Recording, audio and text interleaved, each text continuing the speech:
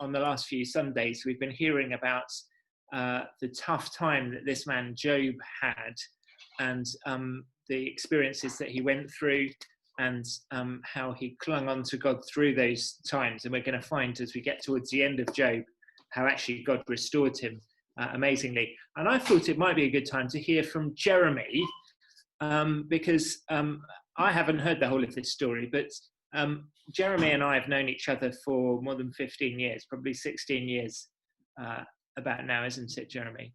Yep, that's what I make it. Yes, that's right.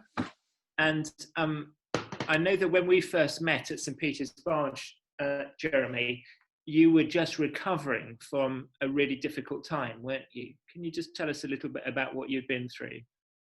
That's right, Richard. Yes, at the time that we met, yes, I was just coming out of what had been a short but very acute depression. It had been, that was 16 years ago, July 2004.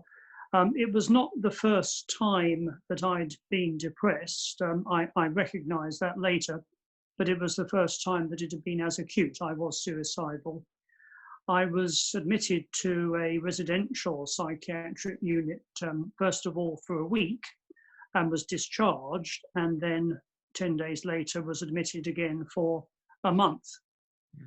The circumstances, although not necessarily the cause, I don't think there always has to be a cause as such for depression, but the circumstances were that I was attempting to return to paid employment after a 7-year interval. And it wasn't overwork, but it was the inability to do the work that I was being asked to do. I'd applied for a junior position, and I was given the senior position. The organisation that I was applying to didn't want to give the job to somebody who was already in the organisation, should have got the job. It went to me, and I found myself in the senior role, not knowing how to do the work, and relying on the other person to show me what to do. And I was only in the job for 4 months. I saw my GP after just 4 months, and then had what was effectively a collapse at work. And my sister came to fetch me home, and a couple of days later, after I'd seen the GP, they referred me to A&E, and my brother drove me to the hospital. And that's where I was for, first of all, for 10 days, then discharged, and then went in again for a month. Thanks for sharing that. So I guess the what we're hearing in Job's story must have some resonance, I suppose. Yes, I think Job certainly had several things to be upset about. I really, in retrospect, didn't have anything like good reason to be depressed. One might say, why didn't I just leave the job and find another job? That would have been the logical thing to do. So as I say, this I don't think was sufficient to cause a depression, but it brought it on. But yeah, I mean, Job was definitely understandably upset about a lot of things that had gone wrong for reasons that he didn't understand. I was very depressed, triggered by this seemingly rather trivial incident, but it was certainly enough to push me into a depression, from which I recovered in God's mercy remarkably a short time. It was only about 4 months or so, and that was in July, August time. And as you know, by the end of that year, I had not only been brought through it, but was actually back in a job as a lock keeper at Limehouse. That was when I first started coming to St. Peter's Barge, which is when you knew me. And at that time, I was in fact still on my antidepressant and was therefore quite insufferably full of beans, as you may remember. But I was persuaded to take that drug, and I was fortunate that the first one they tried worked remarkably well, as I had been reliably assured it would, and sure enough, it did.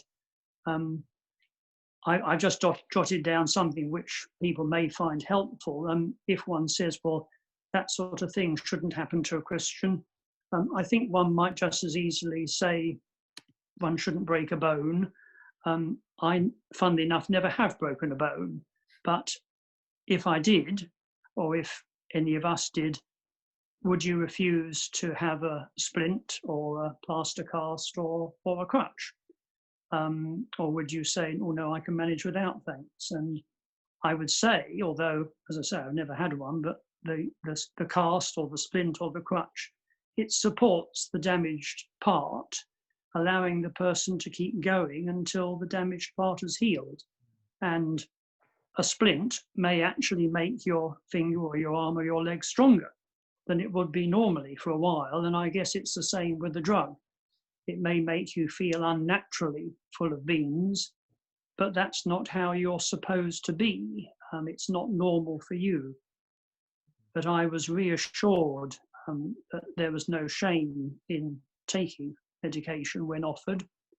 I was fortunate, as I say, in God's mercy, that the first one they tried worked, and I was able to come off it in a short time. And that was 16 years ago.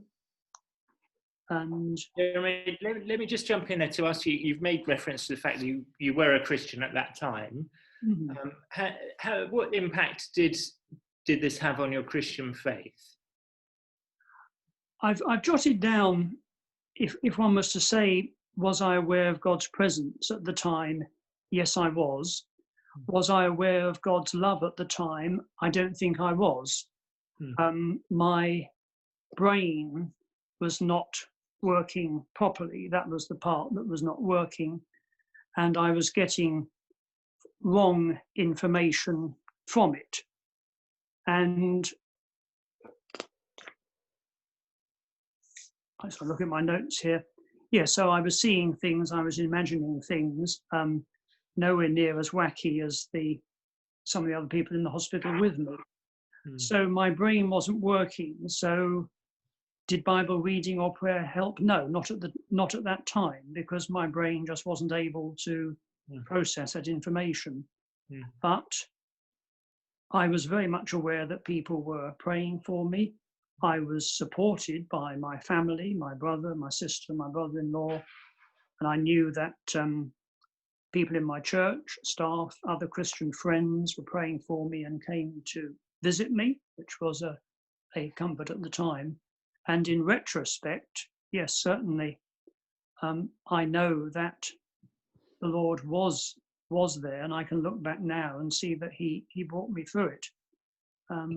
But at the time, and I think I'd say this as an encouragement to any Christian who finds himself in that situation, if your brain isn't working properly, it is, don't worry that you don't seem to be. If God doesn't seem to be there, He is, but we rely on our brain to function in order for us to get that assurance, I guess. Yeah. Thank you. As usual, we could listen to you all evening. Probably time for one more question, and I'd love to know, now that you can look back on that whole experience, can you see anything of God's hand in how He grew you as a believer, or how He's used you since that whole episode to help others? I think it's helped me to keep things in perspective now. I tend to be not quite as fazed by things as I might have been. I've got a verse which I think sums it up a little bit, although taken slightly out of this, it's in a different context in Hebrews, but God has said, never will I leave you, never will I forsake you. So we say with confidence, the Lord is my helper, I will not be afraid. What can mere mortals do to me? Remember your leaders who spoke the word of God to you. consider the outcome of their way of life and imitate their faith. Jesus Christ is the same yesterday and today and forever. So, yeah, I guess it helps me to put things a little bit more in perspective, and things that might faze me perhaps don't quite so much now. Yeah. Thank you. Thank you. That's certainly the way you come across now. You always seem to be very calm, very measured, and very thought through. Thanks so much for, yes, thanks so much for sharing with us this evening. It's brave to speak about times of difficulty like that. We really appreciate it. And that has been recorded. So with your permission, we might allow others to watch back afterwards. Oh, thank you very much.